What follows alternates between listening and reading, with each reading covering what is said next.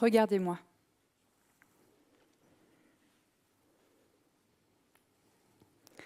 À première vue, facile de distinguer ma différence, non? Ce petit bras, pas tout à fait dans la norme, un peu plus court, et terminé par ce petit doigt solitaire. Je vous l'accorde, c'est une différence à la majorité d'entre vous ce soir.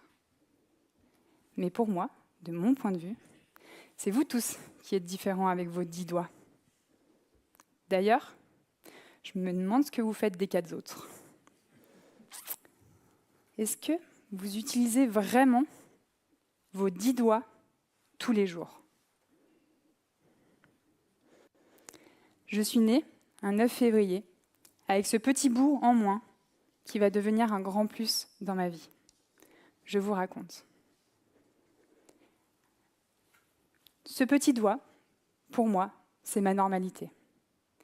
Vivre avec 6 doigts, c'est ce que j'ai fait depuis le premier jour de ma vie. Ces 6 doigts m'ont permis tous les apprentissages de la vie quotidienne. Je me souviens, d'ailleurs, avoir appris, comme mes 3 frères et sœurs, à faire mes lacets, assis sur les traînes de mes parents. Il n'était ni question, ni pour eux, ni pour moi, que je porte des chaussures à scratch toute ma vie. Ces 6 doigts m'ont aussi amené sur la plus haute marche des podiums internationaux, à plusieurs reprises.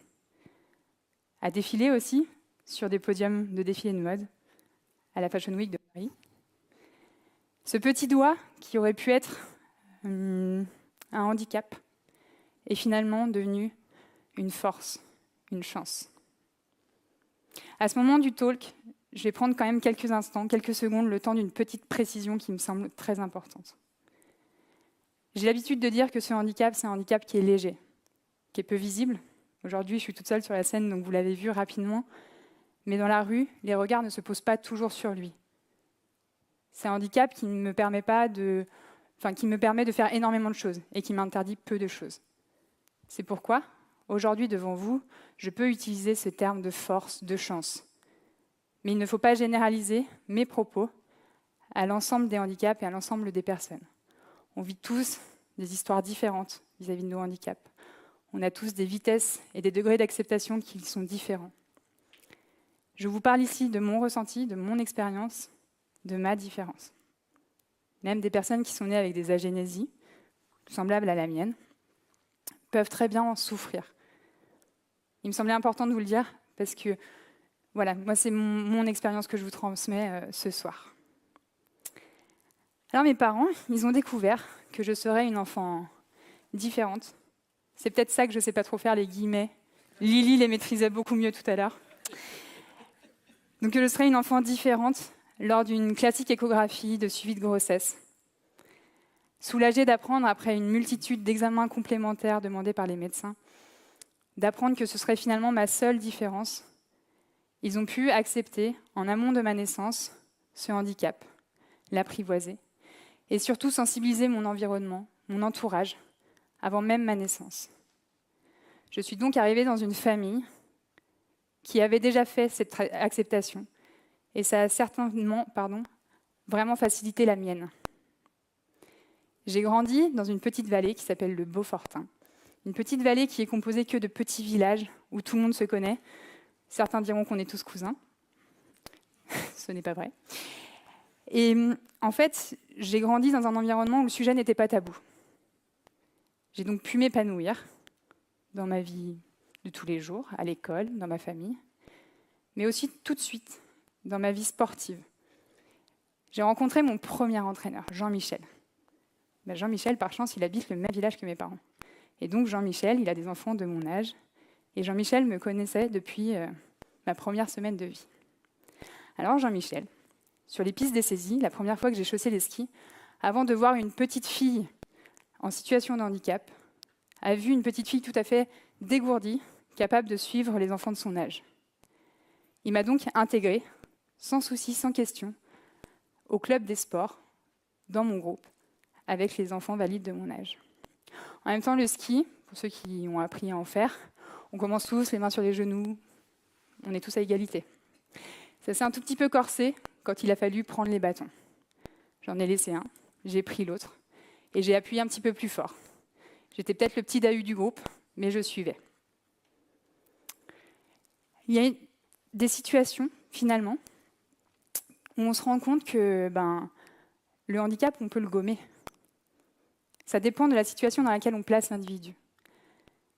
Quand j'étais les mains sur les genoux, j'étais à égalité avec tous les autres enfants.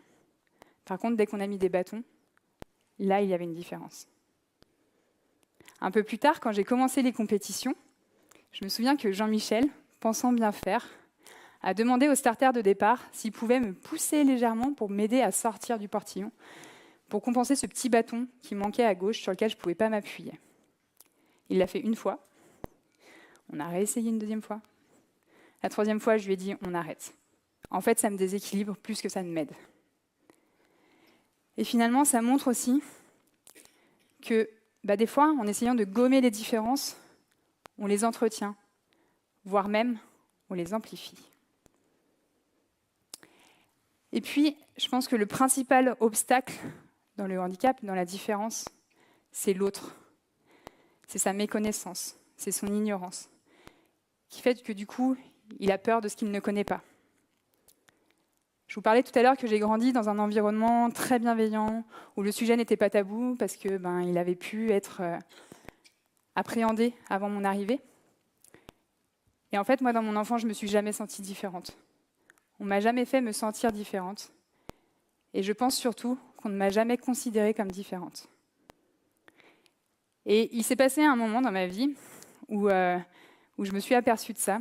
C'était en 2010, le lendemain des Jeux paralympiques de Vancouver, mes premiers Jeux, où, avec les entraîneurs, on s'est dit que pour continuer à progresser, il fallait peut-être penser à m'appareiller, et donc à faire une prothèse pour me prolonger le bras et pouvoir venir croiser les piquets de slalom, pouvoir compenser un petit peu la différence de poids. Quand on a eu cette discussion, quand on a pris la décision, ma grande sœur m'a dit « Je crois que c'est sincèrement la première fois que je me rends compte que tu es différente, qu'il te manque quelque chose. Parce qu'aujourd'hui, on veut t'ajouter quelque chose, il te manque quelque chose. » Et ça faisait 16 ans qu'elle me connaissait, depuis mon premier jour. Et ça m'a un petit peu interpellée parce que, en fait, moi aussi, finalement, ce jour-là, je crois que c'est la première fois que je me suis sentie handicapée. C'est la première fois que je me suis sentie qu'il me manquait quelque chose. Pour autant, cette prothèse, elle était nécessaire et aujourd'hui, je la porte à chaque fois que je suis sur les skis. Mais c'est quand même le premier truc que j'enlève. Parce qu'en fait, cette prothèse, elle m'handicape.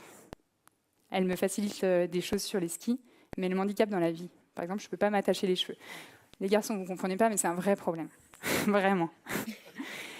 Et je l'enlève même avant mes chaussures de ski. Alors ceux qui font du ski ici et qui ont déjà mis leurs pieds dans des coques en plastique, je pense que vous voyez tout à fait ce dont je parle. Et puis ma sœur a eu des enfants.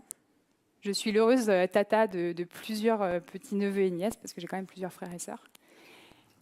Et ces enfants qui m'ont toujours connue avec ce petit bras, vers 2 ans, ils s'aperçoivent qu'il y a quelque chose de différent, mais c'est un non-sujet pour eux. Leur tata Marie, elle a 6 doigts, mais c'est comme ça. Et je trouve que c'est intéressant. C'est des contre-exemples. C'est intéressant de se rendre compte qu'en fait, quand on est confronté à la différence et au handicap dans son quotidien, et en fait, on ne le considère même plus comme une différence ou comme un handicap, justement. Alors, n'allez pas croire quand même que ma vie a été rose, toute rose.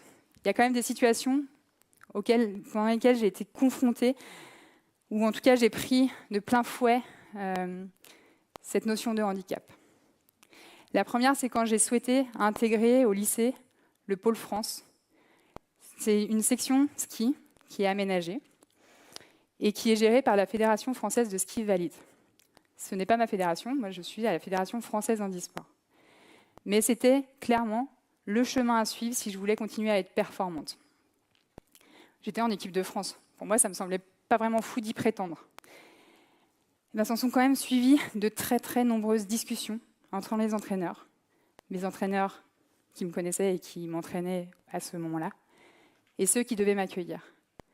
Ils ont dû argumenter, leur dire que oui, c'était possible, que oui, j'étais capable de faire beaucoup de choses, de suivre les autres, que si ça n'était pas possible, je trouvais des adaptations. Je me souviens quand même d'une petite phrase, parce que du coup, j'ai quand même intégré cette section en seconde. Et à la première sortie vélo, un coach m'a servi une petite phrase un peu salée. peu difficile à digérer, qui me disait « Ok, on t'a intégré, mais il va falloir que tu fasses tes preuves. » La deuxième situation qui m'a vraiment marquée, c'est quand j'ai souhaité réaliser mon rêve d'enfant, devenir monitrice de ski.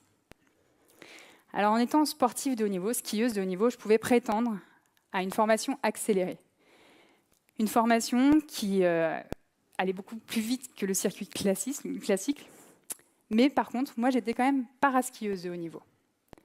Et en étant paraskieuse de haut niveau, je devais justifier mon niveau à ski, en passant le fameux Eurotest, test très redouté par les personnes qui souhaitent accéder au DE de ski.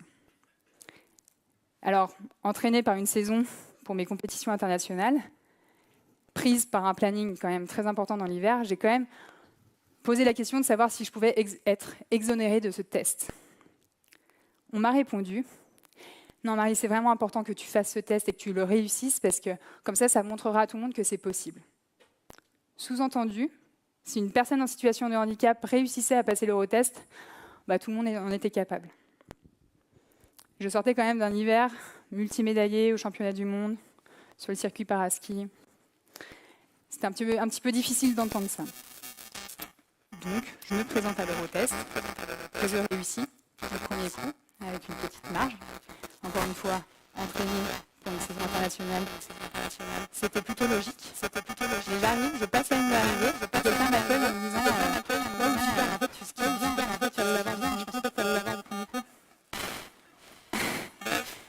Bref, deux situations qui, quand j'ai voulu me confronter à un milieu qui était moins habitué et plutôt fermé à la différence, ont été des expériences un petit peu douloureuses. Mais toutefois, ça a fait évoluer les mentalités. Parce qu'après moi, au lycée, a été accueilli un autre athlète paralympique. Parce qu'après moi, au DE de ski, il y a d'autres athlètes qui ont pu aussi y accéder. Et aujourd'hui, il y a des moniteurs de ski diplômés en situation de handicap. Parce qu'on a un niveau. Et finalement, notre prochain combat, c'est de ne plus avoir à le justifier. Parce que justifier, crédibiliser les pratiques du paralympisme, prendre ma place, coucou Dominique, justifier mon niveau et surtout croire si profondément à mes objectifs et que je me suis fixée pour pouvoir les dépasser et pour pouvoir surmonter ces épreuves-là. Ça forge forcément un petit caractère, je vous l'accorde. Alors, comme vous, tout à l'heure, je pensais que ma principale différence, c'était mon petit bras. Je me suis arrêtée à mon apparence physique. Et en fait, c'est pas vraiment la vérité. Et effectivement, elle est très visible et je pense que du coup, j'ai été contrainte de l'accepter. Mais en fait, on est tous différents dans la salle ce soir. Vous êtes différents de votre voisin de gauche, de votre voisin de droite. Moi-même, je suis différente de vous, au-delà même de mon petit bras. On se compose d'aspects de personnalité. On a des qualités, on a des défauts, on a des faiblesses, on a des forces qui définissent qui on est, qui nous sommes, qui font la diversité de l'espèce humaine. Et nos différences sont nos richesses. C'est elles qui nous permettent d'échanger, c'est elles qui nous permettent de communiquer, d'échanger, de faire évoluer, de nous confronter, de faire évoluer des systèmes, des pensées. Et je pense, je ne sais pas si vous êtes d'accord avec moi, mais si on était tous faits dans le même moule, ce serait peut-être un peu ennuyant, non ? Mais le gros problème du management, et notamment dans le sport de haut niveau, parce que certes, je fais du ski alpin, qui est un sport individuel, mais qui se pratique énormément en équipe, et bien en fait, c'est qu'on prend des groupes d'individus à coacher, parce que c'est beaucoup plus simple en fait, de coacher un groupe d'individus que plusieurs individualités. Mais ma carrière, aujourd'hui, me montre, après de longs cheminements, que c'est à partir du moment où j'ai pris mes propres décisions, j'ai pris mes responsabilités, j'ai pris mes engagements, que j'ai défini mes propres objectifs et que je me suis accordé le pouvoir de les atteindre en étant dans le sens de mes valeurs. C'est à ce moment-là où j'ai été vraiment épanouie dans ma carrière. On regarde les médailles, on regarde le palmarès. Mais où est l'humain là-dedans? Où est le développement de l'humain là-dedans? Et en fait, j'ai réussi à faire cette démarche-là dans ma carrière sportive en m'inspirant de ce que mon petit bras m'a permis de vivre. Ce petit doigt que vous voyez là, pour moi, ça a été une petite clé qui m'a permis d'ouvrir beaucoup de portes qui semblaient être fermées. Et en fait, cette petite clé, en l'assumant et en m'en saisissant, ça m'a permis de vivre une vie extraordinaire, de vivre des émotions folles, de faire de très belles rencontres. Et donc du coup, je me suis inspirée de ce que cette différence physique, ce petit bras visible, m'a permis de vivre pour en faire de même avec tous les aspects de ma personnalité. Alors, je viens d'une famille d'agriculteurs. Peut-être que le terrain était un petit peu favorable. On n'a pas vraiment l'habitude de se laisser marcher sur les pieds. Mais je suis convaincue aujourd'hui que la différence est une force, que la différence est une richesse et que chaque individualité a le droit et doit s'exprimer. Alors, si ce soir, ce petit doigt est le synonyme commun de toutes nos différences, permettez-moi cette dernière phrase de conclusion en vous disant « Assumez vos petits doigts, ils le valent bien ». Merci, bravo Marie Bochet, superbe, grande championne.